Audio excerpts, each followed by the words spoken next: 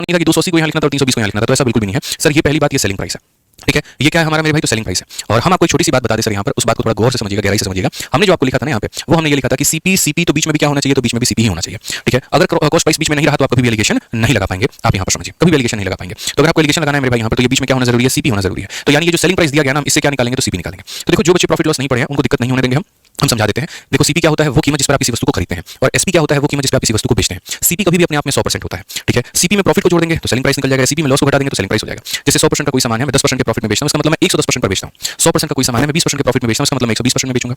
100% का सामान है, मैं 30% के लॉस में बेच रहा हूं, तो 100 - 30 यानी मैं 70% पर मेरे भाई बेचूंगा।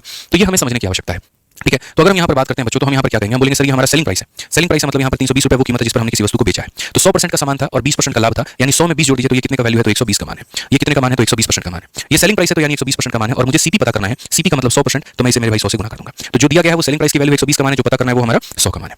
आइए चलिए, 20 से काटेंगे तो 6 बार में, और 20 से कटेगा आपका ये 5 बार में। क्या 6 इसको पूरी तरीके से काट पाएगा, तो बोलोगे नहीं गुरुजी। जैसे 2 से ये कटेगा 3 बार में, और 2 से कटेगा आपका ये 160 बार में। तो ओवरऑल मल्टीप्लाई करेंगे तो ये हमारा हो जाएगा 800/3। क्या हो जाएगा, 800/3 यहाँ पे। हमने भी कहा हमें कोई आपत्ति नहीं है, हमें कोई प्रॉब्लम नहीं है मेरे भाई। तो पहली वाली दुकान जिससे आपने सामान खरीदा था उसका रेट 180 का था।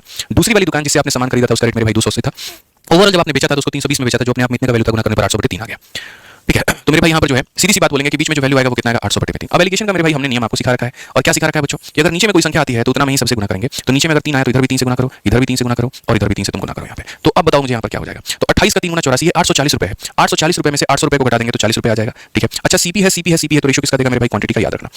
तो 840 रुपए में से 800 घटा दिया, इतना आ जाएगा। और ये 18 3 × 540 है, कितना है मेरे भाई, 540 है। तो 800 रुपए में से 540 रुपए को घटा देंगे तो मेरे भाई यहाँ पर 260 रुपए आ जाएगा। 20 से अगर आप काटेंगे तो 2 बार में, और 20 से अगर आप काटेंगे तो मेरे भाई यहाँ पर 13 बार में। तो आपका ऑप्शन सीधा सीधा आ जाएगा कि कौन सा अनुपात है, तो 2 अनुपात 13 है। मैं एक बार क्वेश्चन को बच्चों दोबारा से रिपीट कर देता हूँ। पहले वाले से जिस रेट से